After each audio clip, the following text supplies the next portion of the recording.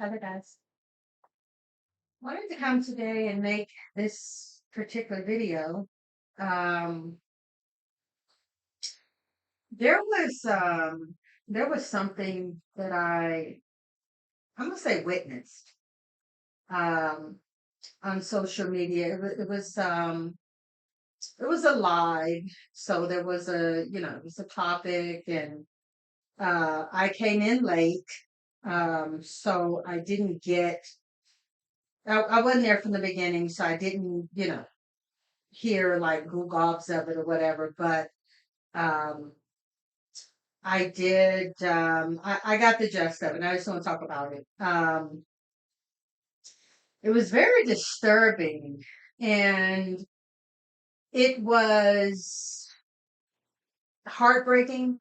It was very sad to me. And I was, a lot of times before you tear up, you feel your heart starts kind of welling up a little bit, and that's what I was beginning to feel until things, kind of start going left. But I want to talk to you guys about that today. And I would love for you guys to chime in. Let me know what you think. Let me know the perspective that you have with it. So when I came in, I can't even remember really when I came in, but the gist of it is when I came in, uh, there was a particular woman. Now, this is an African American woman. I've seen her on different panels on uh, on TikTok, pretty much. And so she was pretty much the main one talking. The rest of the panel was really men. It was really all men. There was there was one woman. Some of them were kind of being changed out while people were talking. So I think there was one woman that I will talk about kind of last because I just want to get through this first. Um, so this woman was talking about a book. Now, I did not um, write down the name of the book because, like I said, I was kind of just scrolling and listening to different lives. You know what I'm saying? So I didn't have, I wasn't taking notes or writing down names and things like that. So, but she was talking about, nevertheless, she was talking about a book that she had read when she was overseas. Now, I'm not sure if this woman's military or something like that, but she has done extensive travel according to her. And she said that she came upon a book written by a Catholic priest. This book, if I'm not mistaken, was like set in like some centuries ago. And he documented things about basically the transatlantic slave trade, basically. And he, she talked about the Dahomey people, who I have heard of. I don't know a lot about them, right off the bat, but if y'all know anything about me, y'all know that I look at so many documentaries. I am a documentary buff. I look at so many documentaries. And so I have heard of these people. I love uh documentaries on lots of island people. I love documentaries on people like jungle people, like people that no one knows, faraway places, extinct places. Like I just love stuff like that because it really warms my heart and saddens me in a way. To go to these absolutely remote places that no one's heard of, no one has, you don't even know people there, and find us. You know what I'm saying? People that look like us. You know what I'm saying? Many of them look very Asian, but still like us. You know what I'm saying? So Anyway, this woman was talking about that particular book. Uh, and at the end of the day, because I can't give all the details on what she was saying about the book, but at the end of the day, she really was very, very, I guess, adamant in the validity of the book and the things that the priest said, and she just got a lot of information. Now, as I said, the other men on the panel um, were all African men. The host, I thought this guy was African, like, because I've listened to him before. I don't care much for his personality, just gonna be honest, but he has very good topics. But I find him to be very, very biased. Like, actually, another African lady who came in last or later actually brought up, and he actually really is. So, um, to get to the point, this African American woman was basically, at the end of the day, she was very high strung, very emotional, which I hate to say that because I don't like when men keep calling, we women emotion. You know what I'm saying? She was very passionate. How's that? She's very, very passionate about what she read, what she knew, what she understood. And so she was basically, at the end of the day, what really bothered me, she was speaking of the pain of slavery that, of course, she's heard about because, we ain't none of us really been there. You know what I'm saying? But we know what we've heard and read. We know there's many lies mixed in with it. We know that there is just a bunch of inaccuracies and things like that. And so that was pretty much the argument. She was very, very adamant on these things.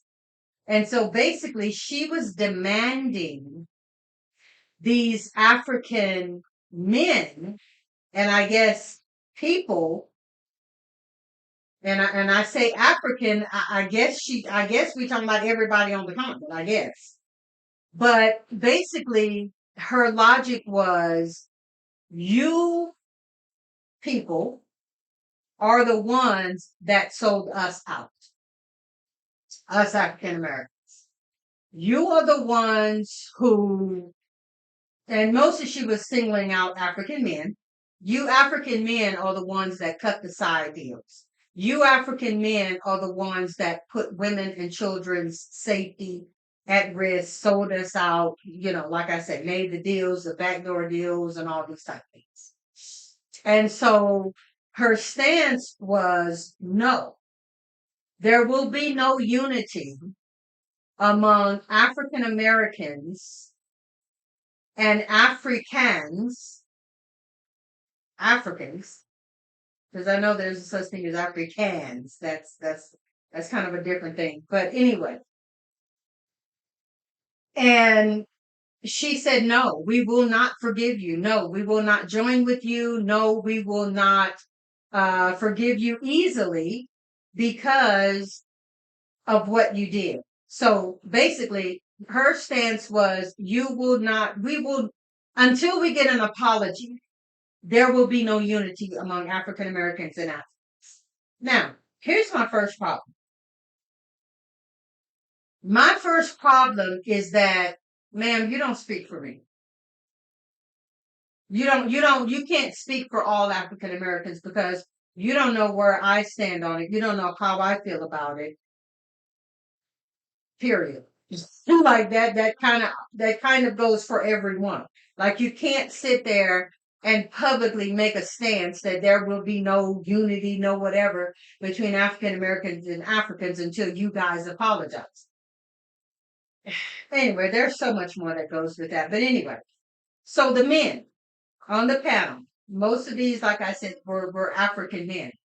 All of the men on there, which was about maybe 3, 4 interchangeably, like I'm saying, were basically trying to tell her, ma'am, first of all, who wrote the book? She's giving the name of the person who wrote that particular book. And she's giving, the insight of the priest and things like that. They were, and people kept asking, but who wrote the book? You know what I'm saying? And what she was missing, and I think it's because of her passion and she was very excited, very passionate, and honestly and truly, she really wasn't listening very well. I have to admit that she wasn't listening very well.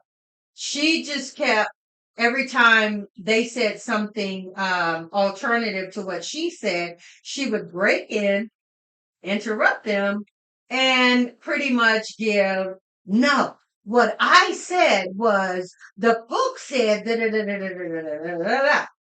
And the host, in one of his, you know, being very, his very overt biasness, kept letting her do this. And these people who, first of all, are from the continent, different parts, of course. Africa is immense. Like it's so huge, so many tribes, so many peoples. I mean, but these men were trying to subliminally get her to understand, ma'am, who wrote that book though? Like, what perspective would that person have in writing this book when you consider history? We know history we've been lied to, we've been tricked, we have been, we've gone with the whole Denzel thing. We've been bamboozled, we've been led astray in our history, in books, in maps, in all of that. Just our American school system has been a lie. Like everything, pretty much, I can't think of too much of anything that we have been taught by the ruling class, which are white people, that has not really been a lie. Like it's been a lie. So this is what they were like trying to get her to see. Like, man, this is some old white priest from the Catholic Church. And I mean, I don't even need to get started on the Catholic Church. We know the history of the Catholic Church in slavery, in stealing, in unalivings, I mean, it has a whole wicked history. We know that. Or those who are learned know that. And if you don't know, you need to know. You need to go and find out. Much like England, much like this royal family stuff. Like these people have whole wicked, very, very wicked history. From just wicked. Just wicked. And so that is basically what they were trying to get her to understand. Consider the source, basically. Okay. The next thing is that other ones were trying to get her to understand. Forgive me, y'all. Other ones were trying to get her to understand that, you know, geographically, it's a lot of stuff wrong with what you're saying right now.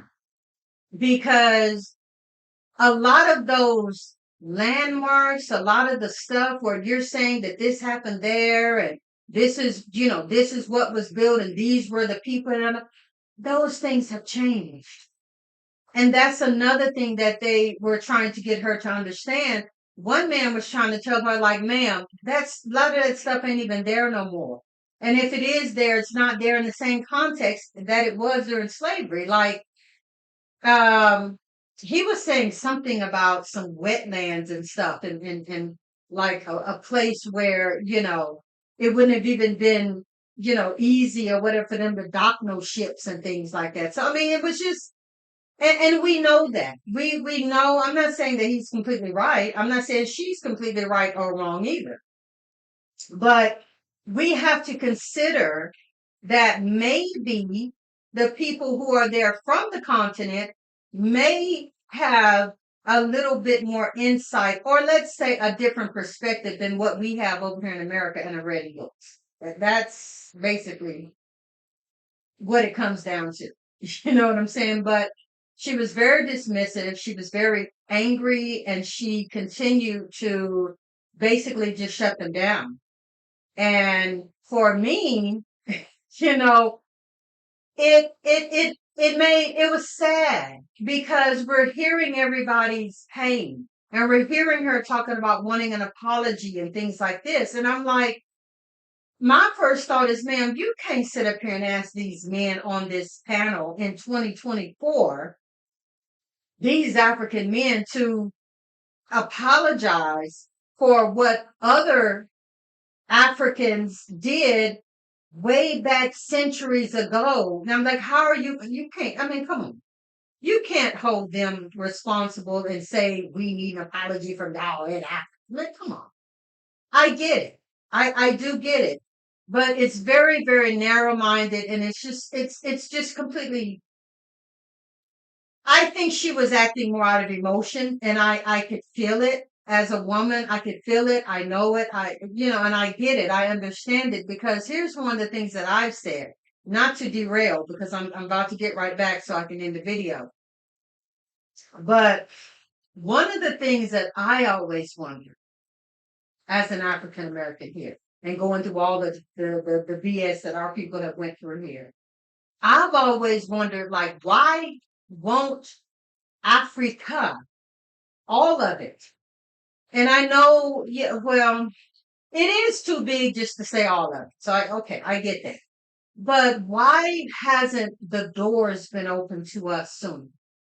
Why hasn't there been, this whole, because they had this big thing back in 23 or 2022 or something like that, where it was like I can't remember the name of it, but it was something about certain countries offering and opening up the doors to African Americans, those of us abroad, who, if we want to come back. You know what I'm saying? And I just have always wondered, like, why wasn't that done sooner? Like, why wasn't that done in the 50s and the 60s when we get afraid of the water hose and stuff? You know what I'm saying? But at the same time, we have to look at the fact they over there were still being oppressed. They were still getting treated like slaves, and being oppressed and things like that. So I get it. I get it. And so, to move on from that, the men were basically, different ones of them were basically trying to tell her, like, ma'am, all of that stuff that you're so passionate and upset about, I'm not saying that some of it isn't true, wasn't true, or whatever, but basically it was like, what do you want us to do? Yeah, we've been hurt. Then this other guy was like, they tell us the same thing about y'all. Because then the argument went to, oh, Africans don't like African Americans. And that's been a long-standing argument too. It's been a long-standing argument too. But you can't, again, blame an entire continent of people with, not liking us and African Americans. Now, it's the same thing, as that guy pointed out, that it really is with every other people. Puerto Ricans, uh, Dominicans, Venezuela, like all these Hispanics, like all these other peoples who hear stuff about African Americans over here in America. But many of them have a very, very, they don't have a good view of us. Like, they really don't. And it's because of the media. It's because of the books, probably. It's because of what they've seen and heard. And so they get a mindset. I mean, it's propaganda. You know what I'm saying? Just like we figure, like, they was all naked running through the jungle, and eating each other and all that bullshit. You know what I'm saying? Until we grow up, learn, and understand that that ain't the way it was. You know what I'm saying? They weren't savages, and all of Africa wasn't going around wearing war paint and just kill. You know what I'm saying? You know the stereotype.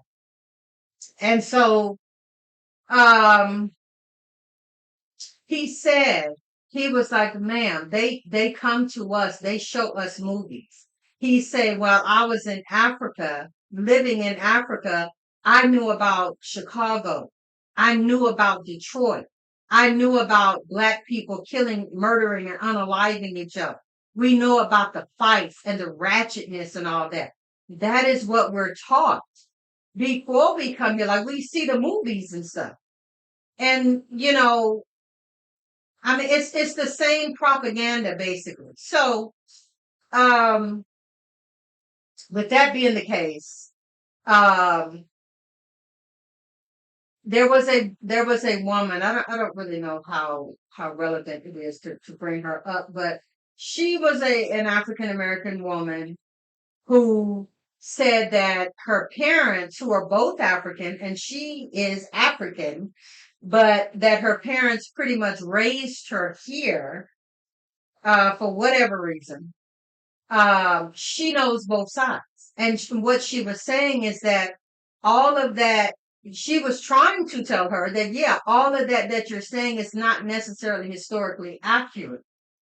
And it's a lot of propaganda mixed in with that. And here you are mad demanding an apology from us, and we literally don't owe you one. We've been oppressed too. So then a Rasta man came up there. Now we know that the Caribbean people, I mean, most of them come from Africa. You know what I'm saying? And so this guy was very calm. And, one thing, maybe I'm biased because I have studied, Rastafari for so long. And I always say I'm Rasta from the heart. I don't talk about it a lot, but, I am. Anyway, despite that, this man was very calm and wise, and that's one of the things that I really appreciate about true Rastas. Because you got a lot of fake ones, but the true Rastas are very wise. And this man was basically telling her, or basically on the panel, like, "What about us? What about like y'all forgot about us? Like what about us? You know what I'm saying? We had the same fight. We had a different fight, but pretty much the same fight. So what about us? Who we gonna blame? Who we finna get mad at? You know what I'm saying? Like y'all, because I think he was the one that said, somebody said that y'all keep making the fight about Africans and African Americans, but it's more than that. You know what I'm saying? And he's right. What about our Caribbean brothers and sisters? You know what I'm saying? There was another guy who popped up. I wanted to bring this up. He's from a place that a lot of people don't know about and haven't heard about. That's right in Africa, called Cape Verde. Now, me personally, I had never heard of Cape Verde till some years ago when I actually met a man online, and I'm not even gonna lie, we had as much of a relationship online that we could possibly have. And this went on for a few years. You know what I'm saying? Like for real. This was a relationship as much as it could be online. And he was from Cape Verde. So he taught me a whole lot. He taught me about, what happened to his people and things like that. And, how so many of them are like literally, look mixed race, but they are African people. Now, he said, some of them, of course, are my color and things like that, but a whole huge majority of them are light skinned, curly hair. Like you would think they just like mixed black people or whatever. Or, well, I guess technically that is what it is, but he was also, I remember, very angry. He was very angry about the history, about white people, about his land, about his home, about how he got mixed. You know what I'm saying? And I mean, mind you, dude was so very handsome. He was so very handsome. And he had twins. So it was like, oh my God, both of them were gorgeous. And but despite that, an older guy, and I don't a lot of Cape Verde people. Like I really don't. I don't see a lot of them. Um that guy that I knew was in Boston, and he said that there actually is a pretty big demographic of Cape Verdeans in Boston. It's Massachusetts. So he brought up, he was like, and he introduced it. He was like, a lot of people ain't heard from where I'm from, and so I just want to bring out, the fact that, again, what about us? You know what I'm saying? What about us? Look how we got done. You know what I'm saying? And I could relate because, like I said, I met a guy from Cape Verde, and he told me the story. You know what I'm saying? And so when we start to nitpick, when we start to, what about us? What about us and my people and my, it's like it goes so far, and you're never going to mend it with that attitude because we are everywhere. You know what I'm saying? We are everywhere, all over the planet, and have been done this way. You know what I'm saying? Um, the Aboriginal people. Um, I have always, and I don't even know why, I have always had a tender heart for the Aboriginal people. I always have. Finally, I met a guy, and this is not no romantic nothing because this young man is he's quite young, he's still in his 20s. Um, but I came across his live on TikTok, and he and I, whenever he has a live and I can catch it because the time difference is just crazy. But um, he likes to talk about his land, his people. I can't remember the island he's from, but he got so much history, and he's such a young man. And me and him, usually what happens, because he don't have a huge life. He may have, I mean, 10 people is big on his life, you know what I'm saying? So he don't have a whole lot of them. So it gives me the opportunity to really be able to center him out and talk to him and ask him questions and things like that. Because I think the Aboriginal people are one of the most oppressed people, and put, I can't put a whatever to it because of course we have Native Americans, like it's so many of us that have the story. But I don't know. I have a special thing for Aboriginal people, and I was just so happy to have met him.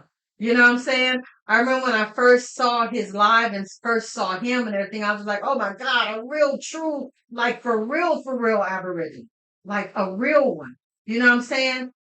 He'd be doing his lives from his house. So, he don't like show inside his house and all that, but I've seen like his mom. I've seen his grandma because they all, of course, live together. I saw his brother, and I think I talked about this before.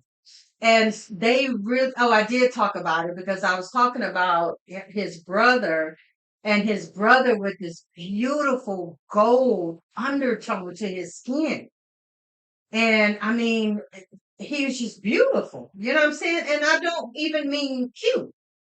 He would, I mean, it's hard to explain, but the smoothest, most beautiful, darkest, black skin with gold undertone. Like it's amazing how his skin it is. It's amazing. Now he himself is a little. He's not light skinned, but he's probably, I don't know. He's maybe a shade or two lighter than me or whatever. And he looks very Aboriginal, but then again, kind of in a way not. And I think he did tell me one time though that his father was mixed, Aboriginal, and I don't know, something, not white or anything like that, but his father, he said, was mixed. So it kind of, I kind of understand how he looks Aboriginal, but then in a way not. Like you could tell he may be a little bit mixed, but like his mom, grandma, his brother, like all of them look very Aboriginal. And so, but I said all that to say they got their own story. Like they're still being oppressed in Australia. I mean, the way and some of the stuff, like I say, talking to an original one, it just, he tells me stuff that most of us wouldn't have uh, uh, information to, like how he told me that they too are trying to get reparations. They too are fighting these Australians who are trying to like divide them all up, which is the first tactic that they did. Like he was literally telling me about how they have the island that he's on, they have literally split that island up. And some of them are over there, some of them are over here, some of them are, and they don't have any contact with each other anymore. And it's just like I say, it's the same tactic that they did to us all. They completely separated all of us. That's like the first tactic. And so, I mean, it's just so much to it, but I'm gonna end the video. It's heartbreaking and it's sad for me because so many of us have the story. And so many of us can all say, well, what about us? What about my plight? Our plight can't be more than the Aboriginals. It can't be more than the Native Americans. We all got a story.